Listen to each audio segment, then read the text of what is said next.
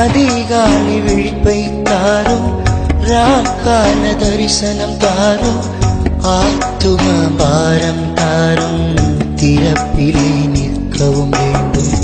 அதிகாலை விழிப்பை தாரும், ராக்கால தரிசனம் தாரும், ஆத்தும பாரம் தாரும்.